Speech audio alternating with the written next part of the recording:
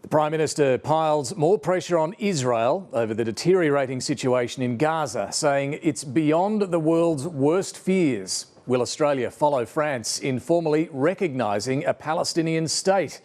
Anthony Albanese joins us this morning. I'm David Speers. Welcome to Insiders.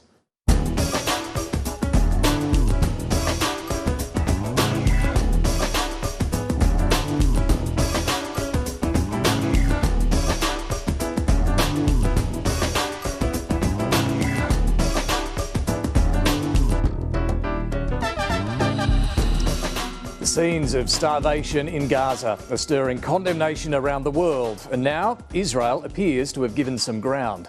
It says it will conduct airdrops of aid and allow UN convoys into the Strip. It follows French President Emmanuel Macron declaring his country will formally recognise a Palestinian state.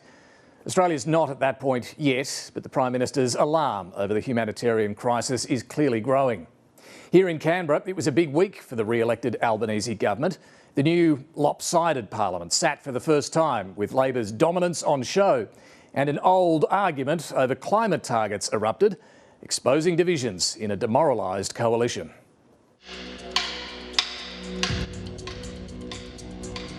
Australia's 48th parliament is finally in session.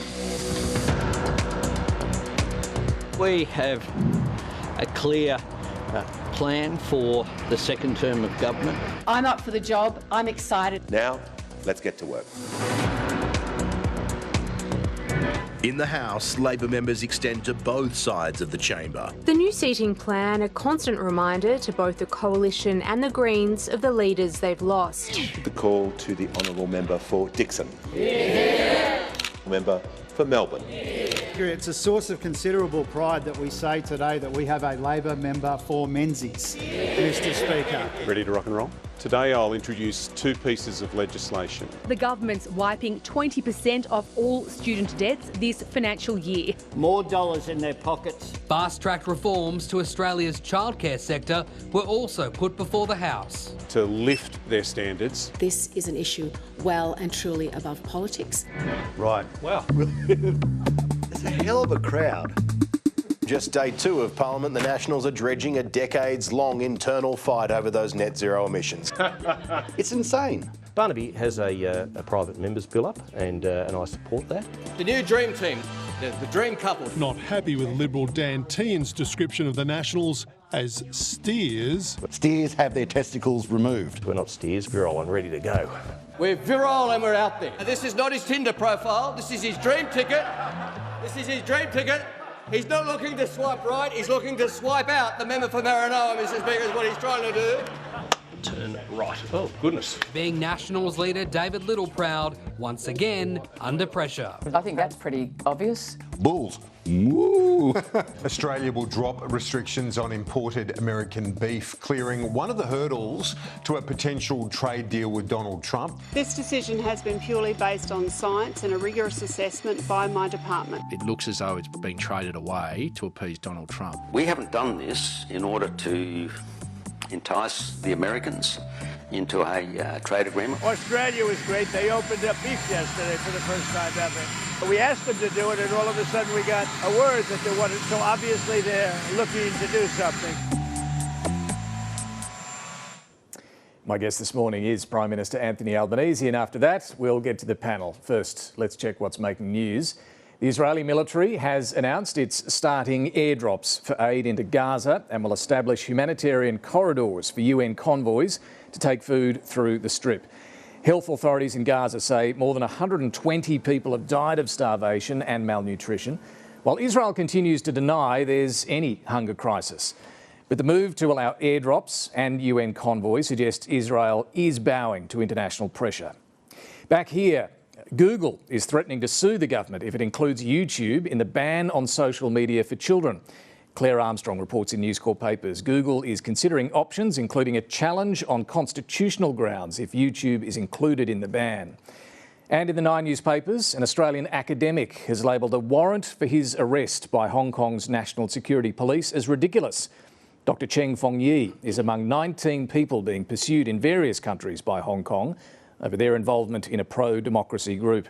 Foreign Minister Penny Wong says Australia has made strong objections to both China and Hong Kong for trying to pursue its critics abroad. We're going to get straight to the Prime Minister who joins us this morning. Thanks so much for being with us. Good morning, David. So can I get your reaction first up to Israel's decision, the announcement in the last few hours that it will be allowing more aid through airdrops and convoys back into Gaza? Is it enough? Well, this is a start, but we need to make sure that people who are innocent, including the young boy who people will have seen that image of, just breaks your heart. A 1-year-old boy is not a Hamas fighter, and the civilian casualties and death in Gaza is completely unacceptable. It's completely indefensible. My government has been very consistent in calling for a ceasefire. We've been consistent on calling out the terrorists in Hamas and saying that the hostages should be released. But we have rules of engagement, and they're there for a reason, and they're to stop innocent lives being lost, and that is what we have seen.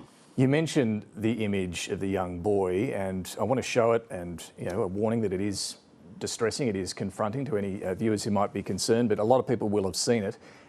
This young boy, there are various images of him. It has been very powerful. It clearly has stirred a lot of global reaction. I mean, how have these sort of images made you feel personally? Well, it's not just that image, but many of them just break your heart. That's an innocent young boy, and for anyone with any sense of humanity, you have to be moved by that.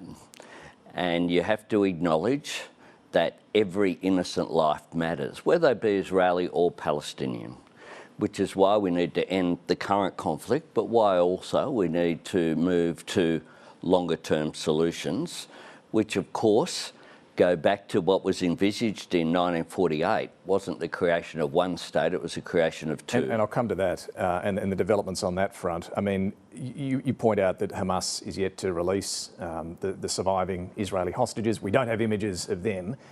You also mentioned, though, that Israel needs to abide by international law.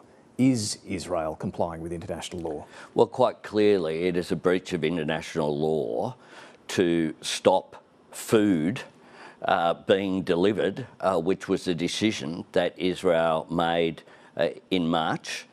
And so it's breached international law? Well, I'm not a lawyer. Those things will play out their course. But I tell you what it's a breach of. It's a breach of decent humanity and of morality. And everyone can see that. I'm a supporter of Israel and Israel's right to defend itself. But that boy isn't challenging Israel's right to existence, and nor are the many who continue to suffer from the unavailability of food and water. The fact that people have lost their lives queuing to get food and water, distributed not by the UN, but distributed by the joint Israeli-American operation, is a tragedy. And what I have said to the Israeli President, Isaac Herzog, is that what sometimes friends have to say to their other friends when they are losing support. Israel is I think, when you look at internationally, the statements that have been made by including this week more than 24 nations combining to call out the lack of aid being allowed into Gaza, is that they need to recognise the need to operate within international law. As I go back to after October 7, the motion, the resolution that was carried by the Parliament on a bipartisan basis, I think stands quite well. Now, I understand your point there and understand you're not a lawyer, but it does sound very much this morning like you're saying they have not been abiding by international law. Well, quite clearly. International law says that you can't hold innocent people responsible for what is a conflict. I mean, we have, be very clear, I mean, Hamas's actions on October 7 is where the current atrocities began. And Hamas can have no role in a future state. Hamas, a terrorist organisation, who I find their actions are abhorrent. The fact that they have held on to the hostages, they're not only holding Israeli citizens as hostage, but they're holding Palestinians hostage as well, effectively, through their failure to engage in any constructive way. But Israel, as a democratic state, has a responsibility to ensure that innocent lives are not lost. And what we've seen is too many Israeli and Palestinian lives lost, and every life matters. So the French President Emmanuel Macron will now formally recognise a Palestinian state. He says he'll do that at the UN General Assembly in September. Will you do the same? No, we will make a decision at an appropriate time. What we won't do, and this is very important, our reasons why, we support two states. So some would argue, well, why don't you just recognise a state? You need to recognise a Palestinian state as part of moving forward. How do you exclude Hamas from any involvement there? How do you ensure that a Palestinian state operates in an appropriate way which does not threaten the existence of Israel? And so we won't do any decision as a gesture. We will do it as a way forward if the circumstances are met. So at the moment, you're not convinced right now that Hamas would not be involved? Not so much that, but you need guarantees of that, and you need a structure. There's been no elections in the Palestinian Authority for a long period of time. Does that need to happen before you'd recognise a Palestinian state? Well, you need to consider all of the circumstances at any particular time, and you need to make sure that a decision takes forward the operation of two states effectively. So you can see internationally there's been discussions for some time, for example, about the recognition of Israel's right to exist by the Saudis and by other states in the region. Yeah. And so you need to play a constructive role. Australia is prepared to do that. It doesn't sound like you're about to do this in September or this year, but listening to the preconditions that you're laying out. Look, what we will do is we'll make a decision based upon the time. Is the time right now? Are we about to imminently do that? No, we are not. But at the General Assembly? Are we about to do that? No, we are not. But we will engage constructively. I want the United States as well will have a critical role in this. They have to play a role. Would you be willing to do this without the United States? Australia will always make our decisions as a sovereign state, but the role of the United States is critical. And the United States was playing a role in negotiating with the Saudis and Jordan and states in the region about how you move the Middle East conflict forward. Look, those talks have fallen apart, though. John Howard, when he was Prime Minister, said there can be no solution in the Middle East without solving the Palestinian question. He was right then, and anyone who thinks that now is right as well. Okay. You need security for the State of Israel, but you need to have the legitimate aspirations of the Palestinians for their own state realised as well. Okay. Now, that will need security arrangements. It will need arrangements as well about the rebuilding of Gaza and the West Bank. It will need the issue of settlements to be resolved as well. All of that's not going to happen in the next couple of months before the UN summit, is it? Well, it's certainly unlikely, but we want to play a constructive role in that. Yeah. As a middle power, we don't have a great deal of direct influence in the Middle East. That's the truth. Okay. Notwithstanding some of the debate that's happened here. What we do have, though, is the capacity to engage with our international partners, which is why we've been prepared to be are part of statements with like-minded countries. Speaking of the United States and moving on, the Trump administration is congratulating itself and claiming a win after Australia agreed to allow American beef in or change the restrictions that have been there. Did this have anything to do with Donald Trump? No, this has been a process that has been there for 10 years, the review process. And in 2019, the decision to block US beef imports was lifted, so American beef could come in. The issue was over beef that had come from Canada or Mexico to the United States, and then whether it could be traced, whether those arrangements could ensure that our biosecurity was looked after. Did Donald Trump raise this with you directly? No. Donald Trump, though, did raise it at the so-called Liberation Day. Of course, he raised it publicly. And so his views were well known.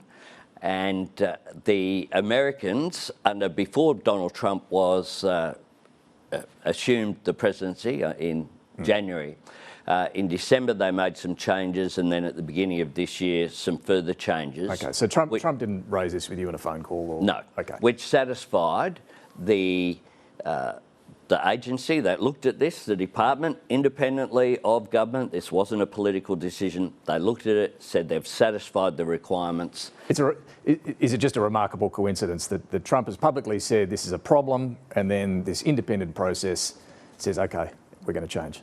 Yeah, absolutely. And Donald Trump himself said just a couple of days ago that was the case, that he wasn't aware that Australia was going to do this. Nonetheless, the industry here still has concerns. They want more detail and they want a review, an independent technical review of the decision. Will they get one? Well, be very clear.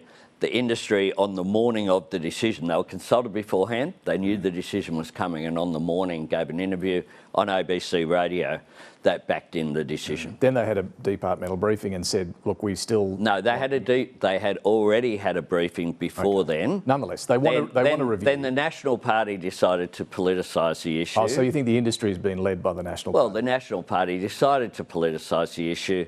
It is... Look, these issues are really serious. And will there be a review? I certainly understand. There has been a review. It's taken 10 years. OK, but the industry wants a review of that review. There has been an independent review. It took 10 years. And that's it? The decision has been made, and it was made independently at arm's length of any political decision. On social media, I mentioned that story in News Corp papers this morning. YouTube, or its owner Google, is threatening to sue the government if YouTube is included in the ban. Has the government made a decision on whether YouTube will be part of the social media ban? No, we haven't, but that decision will be made. When we introduced the legislation on a bipartisan basis last December, we gave 1 year for the process to engage with all of the social media providers, to engage with the community as well, for the E-Safety Commissioner to look at the issues. The E-Safety Commissioner has made clear her view. She's got concerns about YouTube. Which is, she has found that up to 4 in 10 of young people under the age of 16 who've engaged with YouTube have been harmed by that engagement. So her recommendation is very clear, but the Minister will make these assessments, and we'll make these assessments, to be clear, David, independent of any of these threats that are made by the social media companies. And I say to them that social media has a social responsibility. There is no doubt that young people are being impacted adversely in their mental health by some of the engagement with social media. And that is why the government has acted. I'll be meeting with parents again this week of people who've been through tragedy, frankly, and the government has a responsibility to act, and across the Parliament we have acted. And one of the things that concerns some of the social media companies is that we are leading the world, and I'm proud that we're prepared to stand these people up effectively from their threats. Others following Australia. Look, a few other pieces of legislation that I just want to get to. You introduced a bill, or the government introduced a bill during the first week of Parliament to improve standards in childcare after those shocking allegations that surfaced in Victoria. Your Education Minister, Jason Clare, says part of the problem here is that money talks, and unfortunately some organisations have put profit ahead of the safety of our children. Do you have a problem with for-profit providers in childcare? No, as a general principle, but Jason's right. I mean, quite clearly there have been cutting of corners, and these problems have arisen by and large in for-profit rather than not-for-profit childcare providers. This is a system that's been established. It's hard to start again from zero, but what the government is doing is taking strong action. This legislation will allow for the government, Commonwealth, to use the power that we have, which is essentially to cut funding from centres that don't comply. We want standards to be lifted across the board, and I think that's what parents expect. Now, on HECS, you've introduced the legislation to, it's a one-off reduction in HECS debt. For those who are just starting out with their university degree, though, it doesn't particularly help them. When are you going to get around to fixing the job-ready graduate scheme that the Morrison government put in place that really jacked up the cost of a lot of degrees? Well, to be clear, this does help students who are beginning their course, because we haven't just reduced 20% reduction in debt. What we've done is change the thresholds. We've made it more progressive so that you have to earn a higher amount before you have to pay more money back. So we've adjusted a range of those measures. What about the Job Ready Graduates scheme, though? When does that get changed? Well, we're dealing with one thing at a time, David, and this week what we have done is fulfil the commitments that we gave. As the first piece of legislation, and it will be the first piece of legislation that passes the Parliament, in the coming week we'll make sure that it goes through both the House of Reps and the Senate, and it will save 3 million Australians an average of $5,500 each. And what's coming up in the coming week of Parliament in terms of new legislation? Well, we want to focus very much on cost of living. That was the basis upon which we were elected. In the last term, we had a range of measures, and the coalition opposed all of them. This term, we've already had all the changes on July 1, the increase in the minimum wage, the changes that we have made in energy bill relief, the cheaper batteries, the range of measures. Now, this week, we will have cheaper medicines, cutting back the costs of medicines to just $25. That is the same price they were back in 2004. And importantly as well, we have frozen the costs of medicines to $7.70 for the rest of this decade. All of these things do cost money, and you've got your summit coming up next month to try and improve economic growth, productivity, and make the budget more sustainable. Treasury's advice to the government, as we now know, is that both additional revenue and spending reductions are needed to fix the budget. Is Treasury right? Do we need to increase the tax take?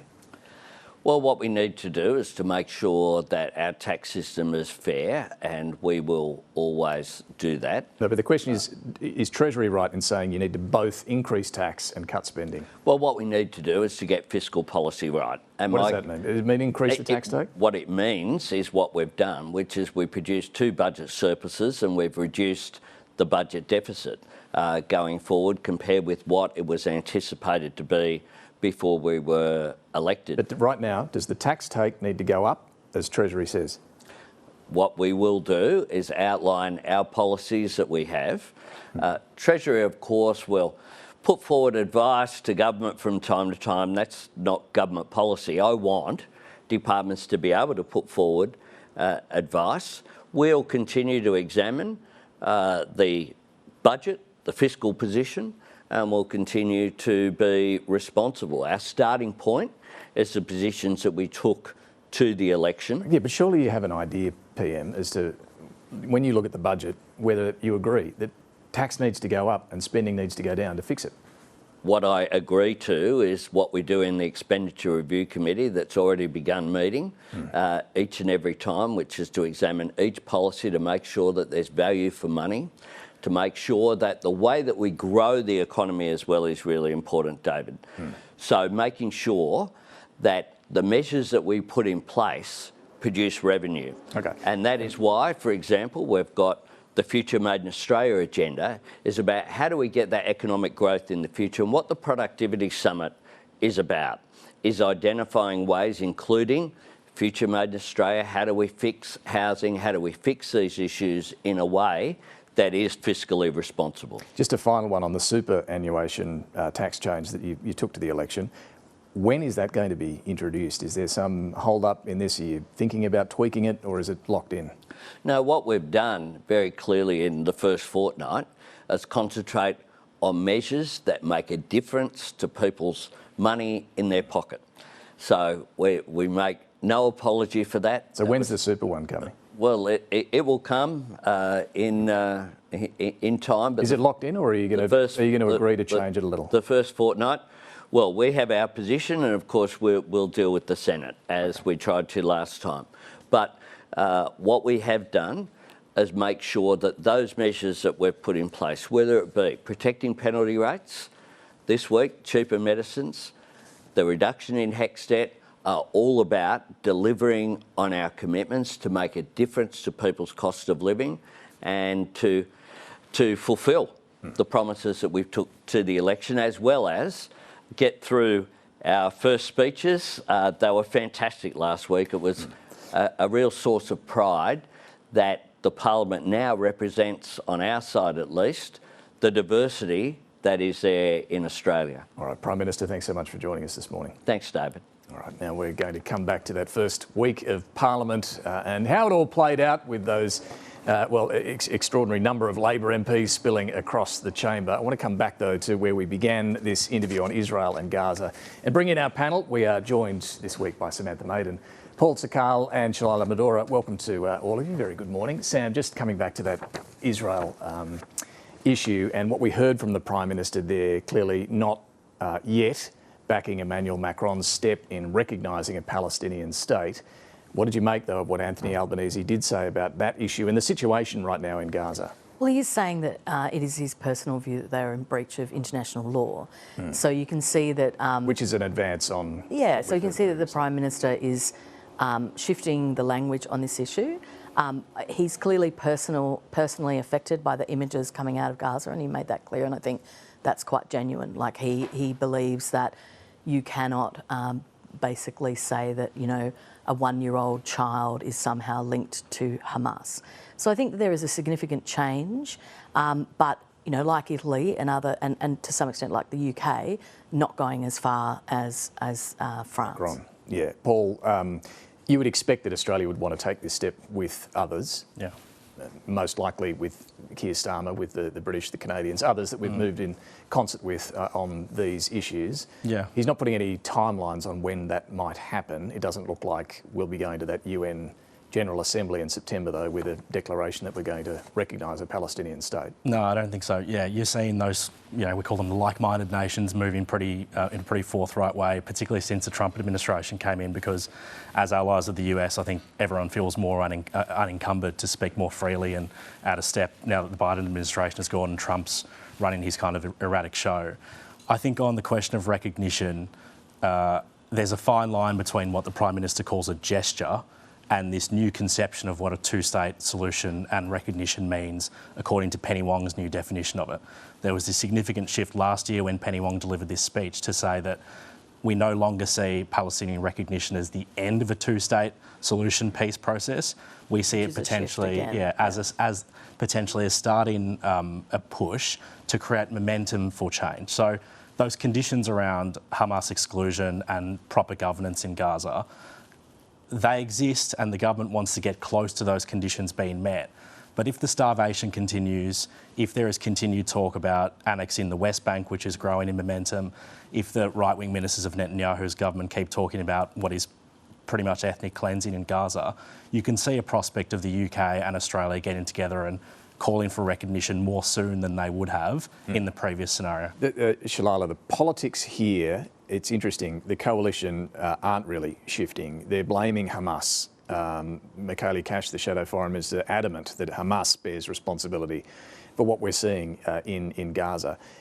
Would you agree the Prime Minister, though, seems less troubled about, and generally this is probably the case on so many issues, less troubled about the coalition's view on this than he would have been before the election? Yeah, absolutely. I think we saw this week from the split as well between more forceful comments from Michaelia Cash as opposed to, more tempered comments from the opposition leader, Susan Lee herself, as sort of a signal that potentially even within the coalition there might be differing views on the way they need to tackle this issue.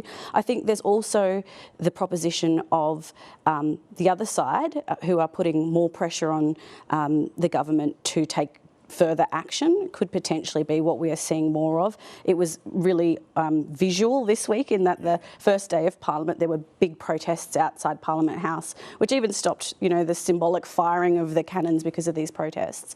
That there is pressure on the government from people who want more action on Palestine, particularly on sanctions. Sanctions is really interesting because the two sanctions that we have currently on the Israeli ministers are because of actions on the West Bank. They aren't actually to do with anything that has happened in Gaza. So there is pressure now on the government from people who want more action to actually do some sanctions on. Just on the policies of it, just briefly, most ministers want to recognise Palestine.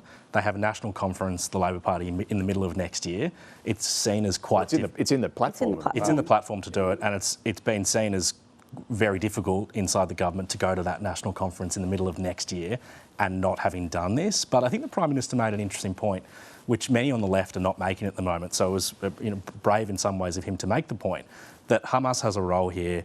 It is still not releasing the hostages. They are putting the Palestinian people in grief. There were protests against Hamas, big ones in March, and the crackdown from Hamas towards the protesters was brutal. There were torturings, various other things. So and the US and Israel have made it clear, even in the last 48 hours, that they think that Hamas is not genuine about these peace negotiations. Now, there are some people who say this is just a negotiating tactic, but they've kind of walked away.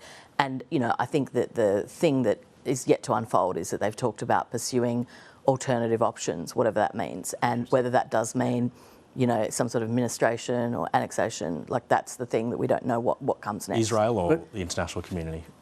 Basically, they have talked about the US and Israel about pursuing alternative options, right, in the region, and then it's a question of what that means. So clearly they haven't said that would involve administration, annexation, but, some elements of the Israeli government have talked about that for a long time. I want to come back to issues here and YouTube, just to deal with this, because it does feel like a decision from the government is imminent on whether YouTube goes into the social media ban. People might be a bit confused, Shalailah, as to what happened here, because this was announced a while ago, ban on social media for kids, but YouTube wasn't included. Then the E-Safety Commissioner advised the government, well, actually, there's a problem here. What's going on? Well, I think the E-Safety Commissioner's point is that YouTube can potentially have harmful impacts on children. It is complicated because YouTube does also exist on, you can have profiles on YouTube and therefore you can have kids content versus, more adult content, but you don't have to have a login to use YouTube. So even if, this is a good point, because even if it were to be included in the ban, and the E-Safety Commissioner has made this point, your kids could still access YouTube without an account. And that is potentially a more dangerous proposition, because if you have a login as a child, the content that you theoretically would be fed would be content that is only for children, whatever that may be. If you don't have a login, like most people, let's face it, most people don't log into YouTube when they go to use it, the algorithm doesn't necessarily know you're a child and therefore can give you more extremist content. You can go down rabbit holes. That's what we're seeing a lot of at the moment with YouTube. All right. The government's definitely gearing up to designate YouTube. I think it's telling that the government itself has decided to release this letter rather than deal with it in private. They clearly see this as a winning issue. This threat from YouTube. Threat to sue. And there's lots of chatter around that TikTok is also gearing up to sue. TikTok is the one, the main outfit which put a lot of pressure publicly on the government for their initial decision to exempt YouTube. They said, why should we be in and YouTube not? The interesting part of the letter to me today was the basis of the legal claim, which was under the constitutional implied right to freedom of political communication, which is very storied, like part of the Constitution.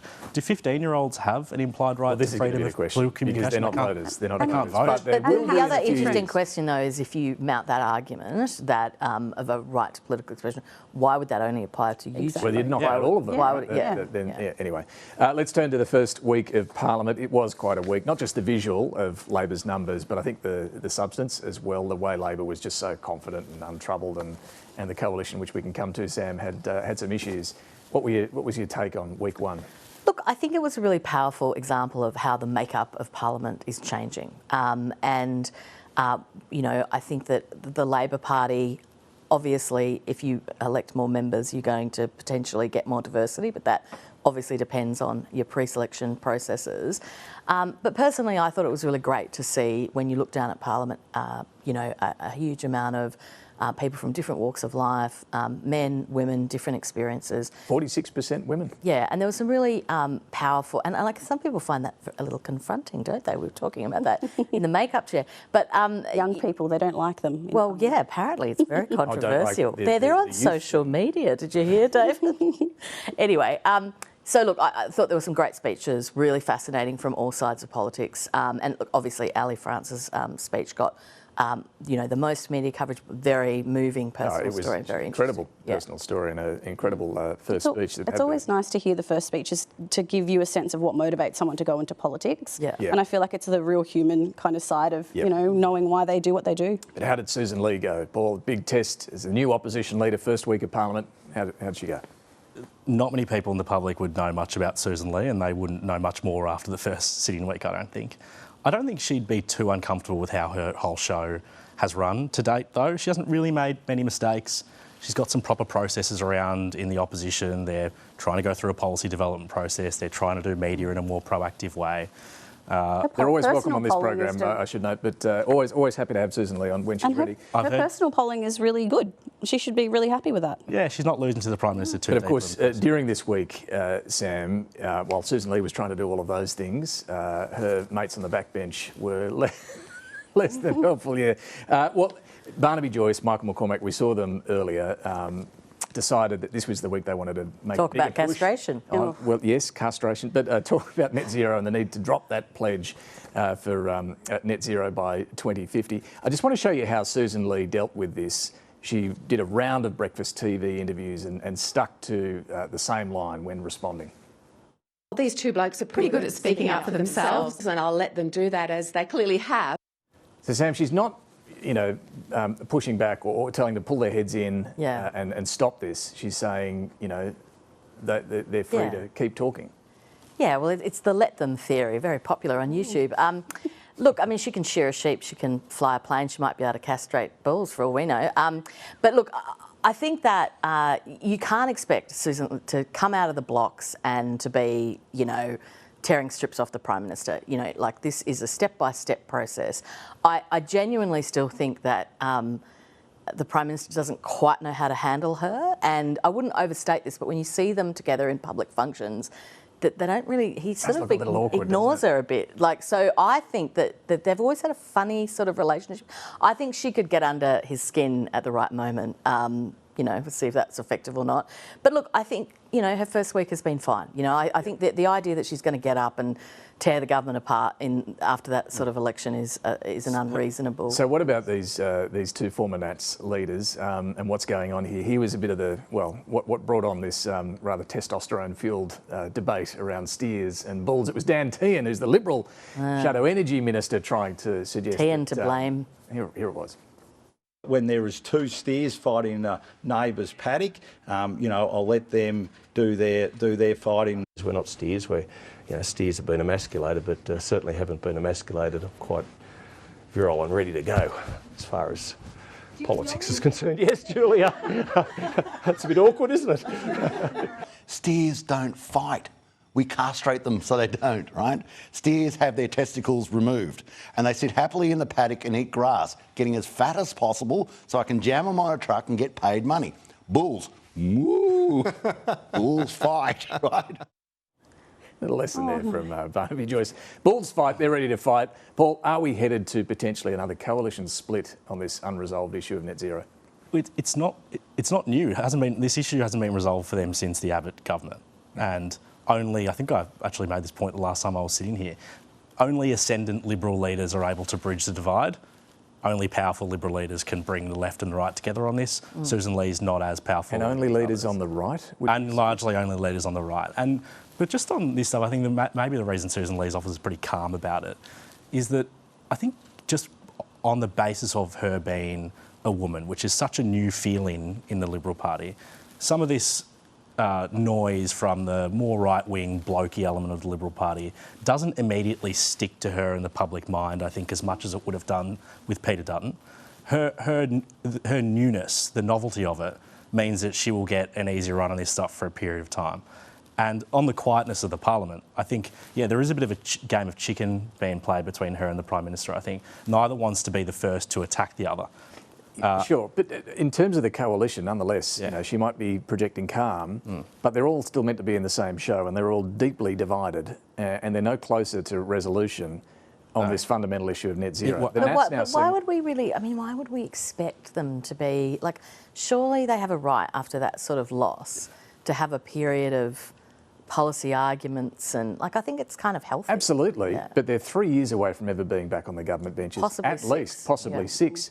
Why does there need to be an urgent private members bill to settle this now when they're meant to have a review underway? Let them have their frolic. Let them have their fun. They've got to do something to fill the time. And Barnaby's not someone who, and this is what he said publicly as well, the party bureaucratic process of doing a review is not really something that Barnaby Joyce will engage with in a quiet way. He's not a quiet engager. He's someone who comes into Parliament to have a fight. And just on the sort of quietness, the lack of attack, I suppose, the things that the government brought in this week optically would be pretty rough if the coalition started attacking them. Childcare bill, for example, there needs to be consensus on that. The very, very electorally popular HEX cut, if the coalition comes out of the gates and says, this is rubbish, we shouldn't be giving people money back. Which they sort of did during the election. Which they did during the election and it backfired, and they have very much changed their tune on that. The optics there of these particular things that are going through, potentially not great to attack on. Let's talk about some of those then, Shalailah. The childcare bill. Is this going to make a difference to lift standards? Look, I think it's a big question. When you look at some of the recent horrific cases of child abuse, the centres that these people worked in aren't necessarily centres of concern. They, in some instances, were centres that had exceeding standards. So it's not necessarily even a regulation of the centre that's the issue. I think we need to have those broader conversations around, working with children checks being nationalised, nationally consistent, about having a national registry for people who can move very seamlessly through centres. That's work that is in train. In terms of what was brought forward this week, the childcare bill enshrines legislation that powers that actually already exist, but exist further down the track. So, for example, at the moment, what the government's hoping to do is to be able to say, we see you as a centre going down the wrong track and we want you to change before it gets to the point where we cut off funding. At the moment, the powers that we have can cut off funding if there's an emergency, but don't necessarily give the government early intervention. So what they're hoping with this is that there will be some early interventions so that the government can potentially, regulators can potentially intervene a little bit earlier before we get to the point where all of a sudden kids don't have anywhere to go. Yeah, and I think everybody's agreed the system's not working. This isn't a silver bullet. There's going to need to be all of those steps. The HEX reduction, that's a pretty obvious cost of living relief measure, as the Prime Minister put it. But, and I raised this with him there, Shalailah, the Job Ready Graduate Scheme is still in place, that Morrison brought in, and there's still a lot of angst about that amongst anyone who's studying one of the degrees. Some of them have gone up more than 100%. But we should say some of them have gone down as well, right? So if you want to study agriculture or science, it's about $4,000 or something a year, it's fantastic, right? But it is a weird situation that you basically are paying the same amount as an arts degree as a law degree. It's like $50,000, right? And so... And you're not going to earn. And the other thing I've always found really interesting about university fees, and someone no doubt will contact me after I say this and explain to me why this is a bad idea, but you basically pay exactly the same amount if you're going to the most prestigious Group of 8 university or the kind of less, I won't say which You're ones, gonna- the I was waiting for you least to name one of them. this, well, no, they're all fabulous. Great. But like so you pay the same amount. So if you go to the absolute top universities, University of Sydney, University of Melbourne, ANU, you're paying the same amount as if you were going to a sort of regional uni. But what do you I don't quite understand Well, that. what would the opposite be, though? It would be they can let rip with in charge what they want. This is what the government is now looking at. So this is the work that the government now has to do. The job-ready graduate, they have to legislate to get rid of it. So it's not an instant. They can't just scrap it overnight. They have to legislate to get rid of it. They're now working on a new fee model. Jason Clare has basically said that they want to look at it like a Gonski kind of situation. So if your university attracts disadvantage, whether it's people with disabilities, students from rural and regional areas, students who come from non-English speaking backgrounds, then your university will attract more Commonwealth funding to try and bridge that gap. That potentially will leave us in a situation where Group of 8 universities don't get as much Commonwealth funding because they tend not to have very high proportions of those disadvantaged students. So we could potentially see a difference there where universities, are trying to level the playing field a little bit with getting more of these disadvantaged students through the door, because that is where the university system the way it works now, which is not necessarily a bad thing, is that your ATAR actually buys your way into the best university. Yeah. So, the ATARs are higher at those prestigious universities. But to get in there, and they do have access schemes that actually provide adjustment factors for some of those issues. The beef ban. Donald Trump's obviously happy that Australia has lifted this ban. He posted on Truth Social, Australia to take US beef for first time, a very big market. Not sure about that, but I hope our great farmers are happy. Make America great again. Paul, the PM said this is just a coincidence, that this has happened after Trump complained about it. He didn't complain directly, the PM said, in a phone call or anything like that. But is this coincidence? I think both things are true here. It is the case that this review came to culmination around the time of the tariff negotiation beginning, but it also is the case that inside the government, this decision is being conceived of very explicitly as one that is tied up in the tariff talks. There was a lot of consideration given to the prospect of using this decision and announcing it later in the year around the time of a meeting with Albanese and Trump as a direct negotiating tool to say, hey, here's something we're doing, can we get something in return? A decision was eventually taken to release it publicly at a distance from that meeting. So that would be too transactional. Too transactional. The decision was taken to do it far out because it appears less desperate. And it appears as if we're kind of moving in the right direction for the US without being kind of, too desperate, too needy. And also the Australians are looking at Japan and various others around the world that are having direct talks with Trump and not getting great deals. The Japanese last week signed up to a $550 billion dollar investment package, which Donald Trump says he will personally direct into America as like US direct investment. So we're looking at all these other countries. Japanese cash that the president will that's distribute. Right. And I think strategically it's quite a smart move though, because, first of all, despite the tariffs, we continue to sell truckloads of beef to the US. Even more, in fact, since the tariffs. It's gone up, right? It is something that was probably going to happen anyway, but it throws a bone to Trump ahead of all of these meetings. And speaking of my position of lofty expertise as someone who has been a vegetarian for 40 years, everybody says that US beef is terrible. It's much fattier. No one's going to want to eat it. It's not a huge market. Clearly not as good. So send us your beef, Donald Trump. We don't want it. Product that we can access here and no doubt at a lower price. So it's not like, this is the other thing that we need to point out. We're not going to see a flood of American beef on our plates and our supermarket shelves here in Australia, are we? But the other thing more broadly, just fitting into the whole argument of, people start harassing the Prime Minister. When are you going to talk to Donald Trump? When are you going to Donald Trump? There's this unspoken view within the Albanese government that be careful what you wish for, that even US officials have basically said to Australia, do you really want a meeting with Donald Trump? Look what happened, with the Ukrainian government. Look what happened with South Africa. You don't want to go in there. Like this provides him with this sort of peace offering.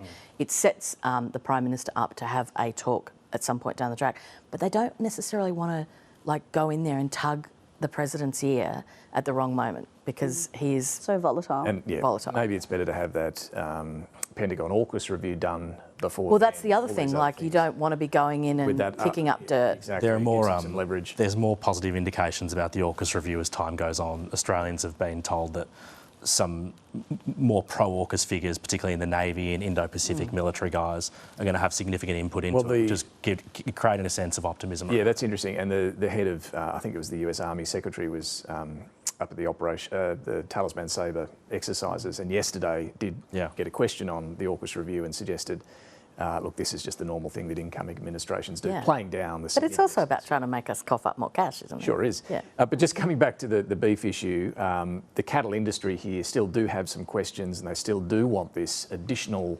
technical review of the decision. We support a science-based approach to these things. The technical focus for us, or the focus for us moving forward, is there needs to be the highest level of protections provided, and we want to see an independent technical report to provide assurance to the community and the industry that that is what's been undertaken.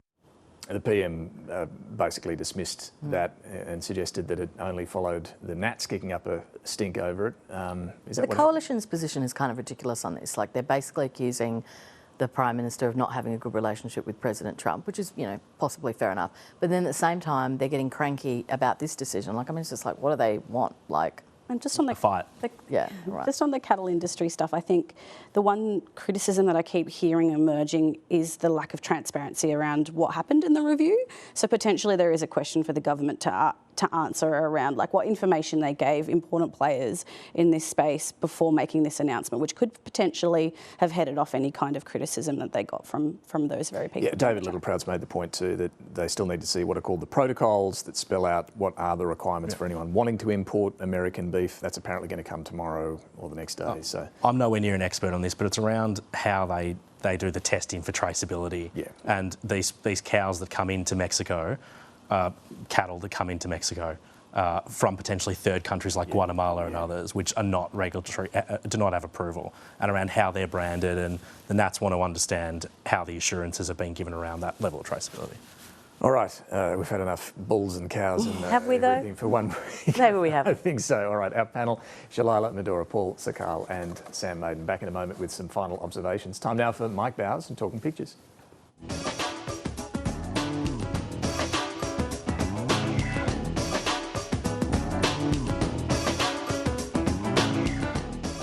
I'm Mike Bowers and I'm photographer at large for the New Daily. I'm talking pictures on the end of this opening week of the 48th Parliament with the chief photographer for the ABC, Brandon Esposito, and a very warm welcome, mate. Thanks, Mike. Had a great week. Mate, it was the opening of the 48th Parliament, but it was your first. It was my first, absolutely. And there was a lot going on. This is one of yours here. Run us through this, mate. It was a beautiful moment.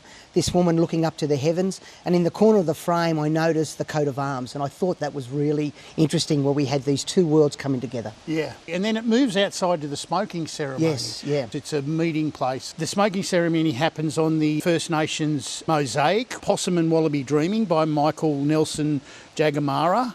I love this young man holding the didgeridoo. He represented strength, but also a little bit of defiance. Yeah. And you're just after that little teeny sort of gem of a moment. And finding those gems, you actually drill down and really see the issue and the politician. The Prime Minister's partner, Jodie Hayden, was there, and this is a lovely moment you've captured here. It's a beautiful moment between two powerful women. I'd love to be a fly on the wall and see what they were actually talking about, because they were in hysterics. I love the smoke because it simplifies the pictures. Even though we're all in the same spot, all our pictures are very different. That comes down to actually, I think, the witness and how they see things in life. You know, being a photographer, you must understand about the nuances of politics and people. And we all have different perceptions and we capture them just slightly different at times. I sometimes am very envious of the cartoonists, Brendan, because they can sort of create the visuals, That's whereas right. we have to sort of look for the visuals, look for them and force and wait for those gold moments. Mark Knight has done this cartoon here. This is my back bench, and he's in it. He's got the Prime Minister sitting in a stadium. Perhaps we should change caucus to stadium. Stadium. Or when I looked at this, I thought it was Wimbledon. 48th Parliament sits for the first time. This is a Lucas Koch photo. It's the first opportunity we've had to sort of photograph them during the week side by side. I noticed the slight nuances, particularly with the PM. He was a lot quieter. I felt that he was actually giving her respect. And what I observed this week, there wasn't a lot of interaction. You think he was holding back? I think he was holding back. He's in uncharted waters now, and he's probably finding his way. It wouldn't be a parliament without Barnaby, would it? He reminds me of chaos in India. You ever been to India, Mike? Yes, I've been. It's controlled chaos, but it's chaos. I think Barnaby would be perfect in the Indian parliament. Perfect. Photographers kind of love him though. It's the expression on his face. You never know what he's going to say. Johannes Leek has got this lovely cartoon where he's channeling Ozzy Osbourne here, coalition at war over net zero, and I thought my family was dysfunctional. I feel like this is the argument we were having in the noughties, you know? We were having those arguments. They can't get it together. Little proud? Come on, mate. Ali France gave her first speech, a very emotional speech. Very emotional speech. And it's very few times when the emotion in politics pierces the veneer of everything's fine, nothing to see here. What did you make of dragging the Speaker? This comes from medieval times when the Speaker perhaps wasn't a popular job because you had to deliver messages to the King, and if he didn't like it, he'd chop your head off. I thought, well, this is unusual. And he's a big man. The mace signifies the ability of the Sergeant-at-Arms to arrest people without a warrant. Right. Before the Speaker's elected, it sits under the table. Where does it live when Parliament's not sitting? In the Speaker's office. In the Speaker's office. So, Brendan, the focus was domestic politics, but the protests from outside spilled into inside this week. So there was Palestine protests outside, and Marine Faruqi, he held up a sign saying, Gaza is starving, words won't feed them, sanction Israel.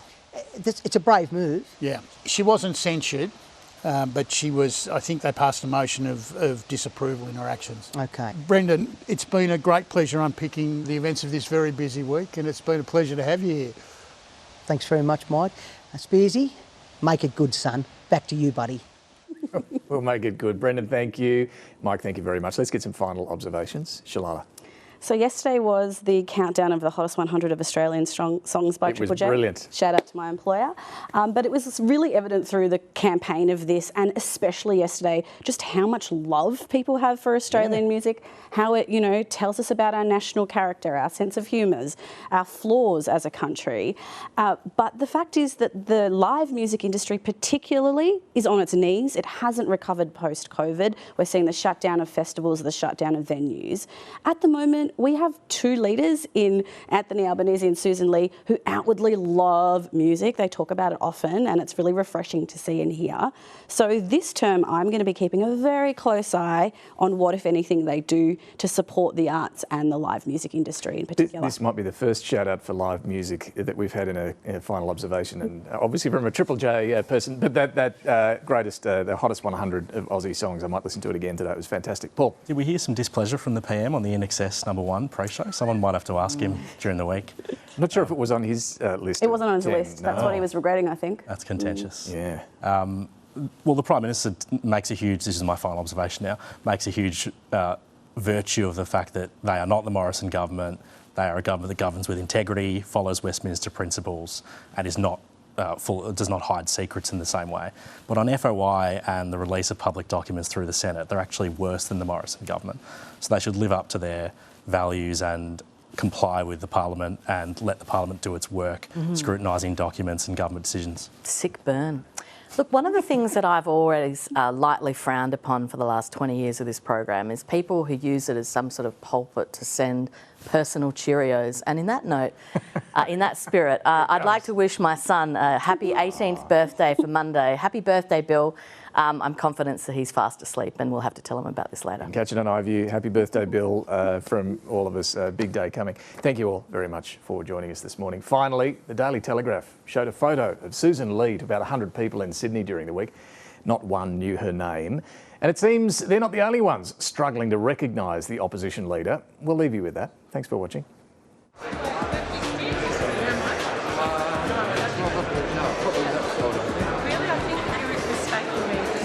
It's not the first time. They're all the same. No, they're not. That's liberals. They're back together. You're making us all feel very excited about being here.